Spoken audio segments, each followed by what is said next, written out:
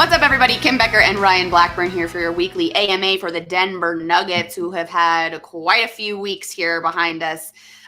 Favored to win the West again. They have surpassed the Phoenix Suns with the interesting news coming out of the Suns and what might happen with them for the next few weeks. So we'll get into that a little bit as well. But of course, Ryan, we've got a lot of questions for the Nuggets from fans who really are still hoping these guys make a solid run at the postseason. So excited to hear what you have to say about all of that. We'll start with our first question from Joey. How much should Nuggets fans actually care about another Nikola Jokic MVP? Obviously, there's been a lot of chatter about that. Does it compare to winning a championship? Well, I'll answer the second part first. No, definitely not. This franchise has never had a championship in their history. And back in 2021, they never had an MVP in there. Actually, that's not true. They had Spencer Haywood very, very early, like, tied in with the ABA days. But it's been a long time since they've had a player of Nikola Jokic's caliber. And obviously, you want to celebrate that. Obviously, you care about what that means for this team. And what it actually means is the chance to get a championship, the chance to be able to earn the highest honor, where the Nuggets franchise in general has been stopped right before their ability to get to the NBA Finals. And I hope that what this means, and all of this strife and the animosity that has been going on surrounding Nikola Jokic online over the course of these past couple of weeks, I hope it dissipates at that point. But it's got to happen in the playoffs. It's got to happen in and around that environment where he proves it at the highest level and the Nuggets prove it at the highest level. Obviously, they're now the favorites, as you said, to come out of the West. I think that they can. I think there's no doubt that they should be able to come out of the West. Obviously, Nuggets fans should care about the MVP too, but Nikola Jokic has won the past two. He has been stamped in terms of his actual place in history. I think the one thing that you're really hoping that Denver accomplishes with him at the helm is to win that title. And I don't think that another MVP is really going to satisfy people. It's going to be nice. There's no doubt about it. Having a 3-time MVP winner, especially back to back to back, would be special. It would be super cool, but it doesn't compare to the animosity that will be facing the Denver Nuggets if they don't win. So I'm hoping that they do. I think that this will be a really interesting test for Denver, maybe the biggest test in franchise history, and they have the guys to do it. You know, it's just been so crazy seeing all of the chatter and the news and the updates, whatever you want to call it, about Nikola Jokic and the whole MVP talk, because he is the least amount of concerned about that, in my opinion. I mean, Nikola Jokic is a guy who's humble, he's modest. You know that he's out there wanting to win for his team. He's not trying to, stat pad or whatever they're saying. So it's just been so interesting that now this is what we're talking about. I'm sure he doesn't want any of us talking about it. I know that You guys have asked about it in the media, right? You guys have asked him how he feels, and he tries to brush it off, which I don't blame him, because it's like you're trying to focus on the Nuggets winning.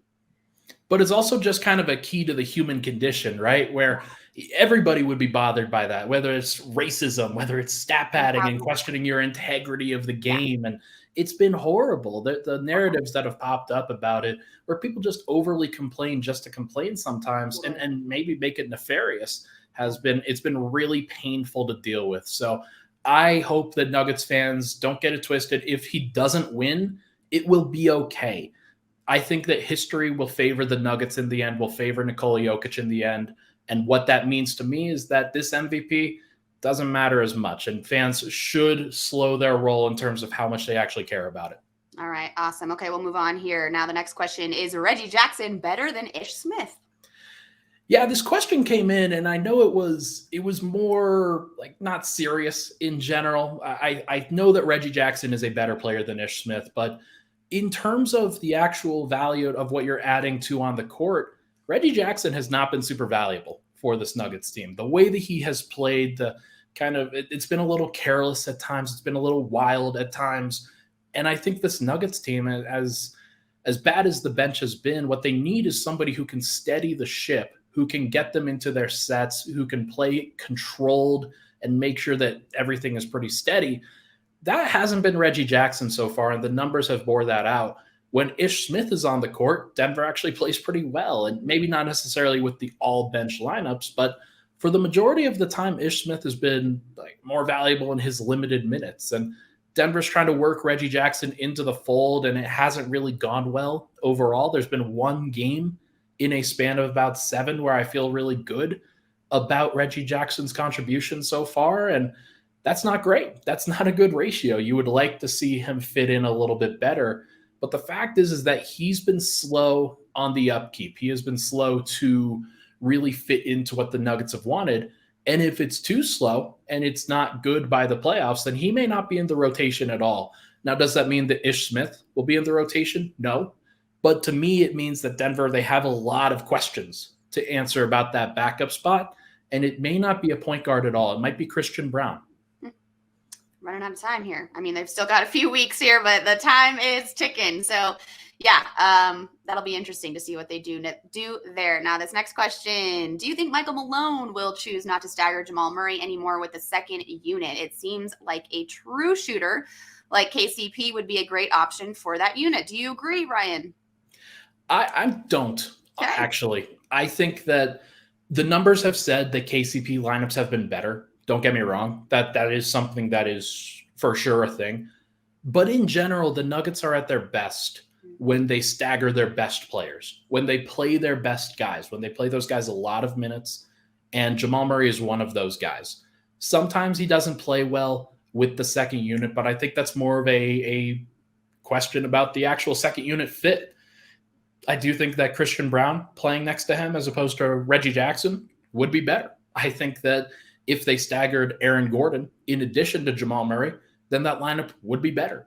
I think there are a lot of questions about what that lineup is actually going to be in the playoffs. Mm-hmm. But if I were Michael Malone, I would continue to stagger Jamal Murray. I think that is going to be something that he has to do in the playoffs. That is a requirement for Denver just to survive. And Jamal has to be ready for that. The Nuggets have to be ready for that. And if they're not, then things are going to get really dicey. Things are going to get weird. There are going to be opportunities for the opposing team to cut into their lead if they do have one, or to extend a lead. Where Jamal, he's had the ability to take over in those moments when Jokic is off the floor.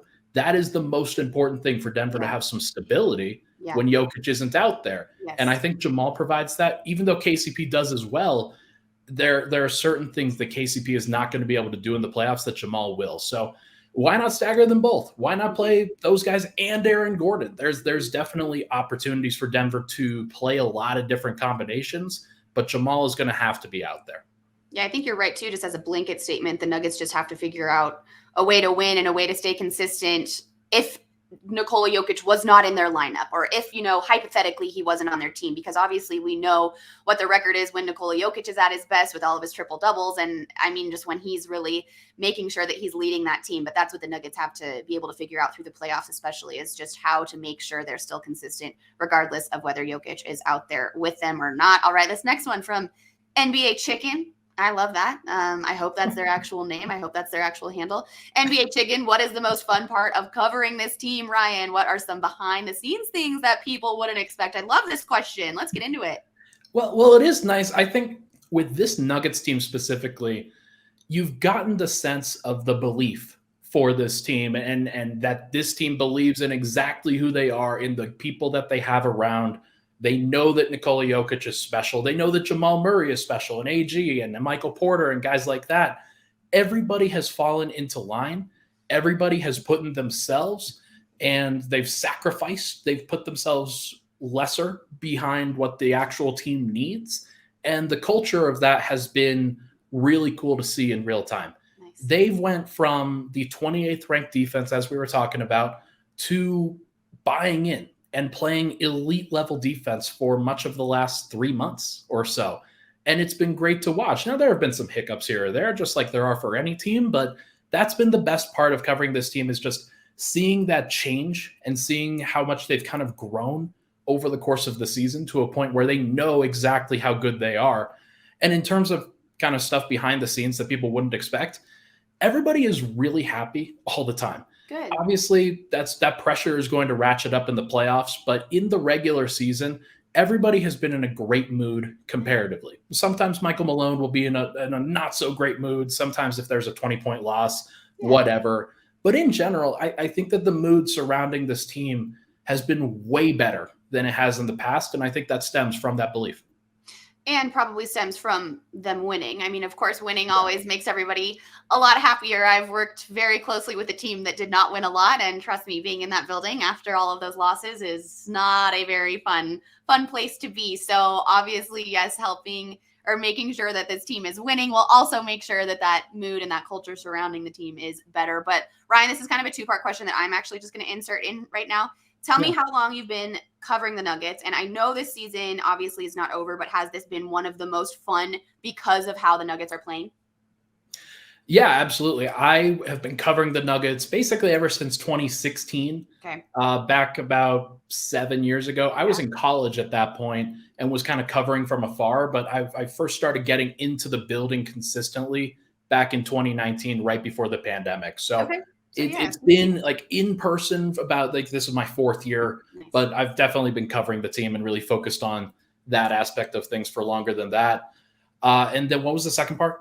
Has this been the most fun because the mood is so good and because they're winning? Yeah, the most fun. Yeah, no question. I do think that the bubble run was awesome, but there were definitely circumstances behind that where obviously it wasn't as enjoyable from a camaraderie standpoint where you were able to share in that with the players and the coaches and other media members. Everybody was kind of separated. Everybody was definitely not in the building together. And it feels like this is as a unit where Nuggets media has really bonded together over this season, and the Nuggets players, coaches, front office personnel, they obviously have shared in that too. Awesome. Okay, love it. All right, we'll keep rolling here. I just was curious on that front and wanted to make sure that I got your answers on those too. But this next question is from Gage. He says, do you think the Nuggets have another gear of physicality that they can go to that they could possibly be saving for the playoffs? Yeah, to me, there's no doubt. To me, I've seen when this team likes to ratchet up the intensity. I've seen what this team needs when they're going forward in the playoffs, or like in a playoff caliber mode, where I remember this Memphis game just last week where you knew that they needed to show up. You knew that they needed to lock in. And over the course of those 48 minutes, you could see them go from regular season intensity to playoff intensity to championship level intensity. And for that to happen and for it to be as successful as it was, I have no doubt that this team can ratchet it up in the playoffs too. There's no doubt in my mind that they are saving stuff that Nikola Jokic has not been in. He's not been in sixth gear for the entire time. He's been probably closer to second or third for much of the season. And there are times where he will ratchet that up. Obviously, he doesn't want to get tired out. And I think that this team doesn't want to get tired out because they know how long of a grind it is. You can't be super physical for the entire time. But I do think that this team has shown and that they have learned that there are certain times when if you do ratchet up the intensity and rattle off a 15-3 run, you can change a game on the spot.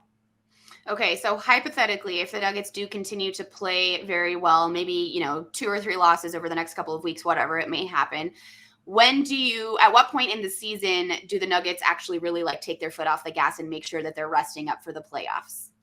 I think it's going to be when they clinch the 1 seed. I think that most important thing for them is to ensure that they are going to be the number 1 seed in the Western Conference. I don't think they care as much about the seeding in the Eastern Conference. That's just something that they're not going to be able to control.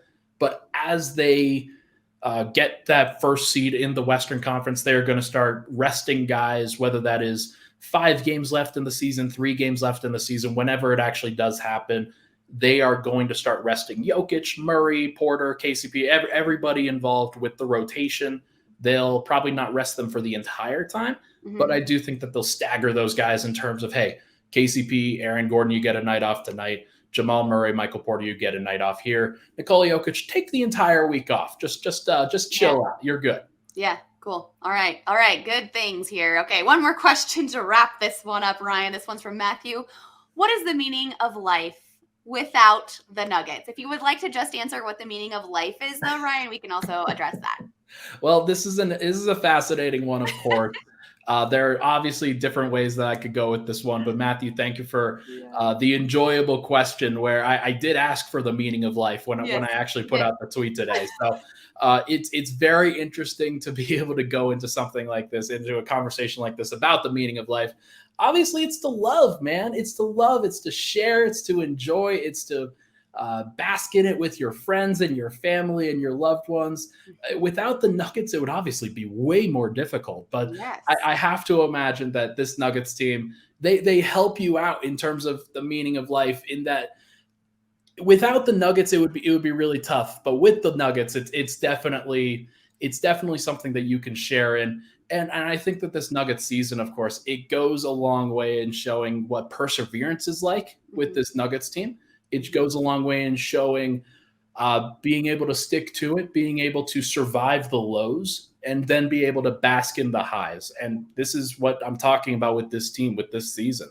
Yep. For all Nuggets fans that have been fans for however long they have, 15 years, 20 years, 35 years, 50 years, this is the first opportunity that you can really say, we can do it. Yep. And I think that that is something that everybody should be able to bask in, should be able to share in. So if you've been a fan since Nikola Jokic arrived, great. We love to have you. If you've been a fan for 50 years, then great. We are so excited to be able to have you too. Jump on the bandwagon, folks, because it's a bandwagon of joy if it does end up happening. Yeah, soak it in, Nuggets fans. Live in the moment. Enjoy this one and stay positive. And just before we wrap this up, it's funny that this is actually the question that we ended on, because one of my friends put up an Instagram poll yesterday that said, what's better, the journey, the destination, or the company? And I clicked on the company, and it was like 88% of the people had said the company, which is just so interesting, because a lot of us think about the journey and about the destination, like our goals, where we have to get to, even when it comes to sports, when it comes to the Nuggets, where we have to get to. But if you're not enjoying the company that you're doing it with and that surrounds you, nothing matters. So I agree with you there, Ryan, on the meaning of life is who you're sharing it with. And we hope that all of you guys joining us continue to share these moments with us right here at Mile High Sports. I am Kim Becker. He is Ryan Blackburn. And we will see you next week for another AMA for the Denver Nuggets. Go Nuggets.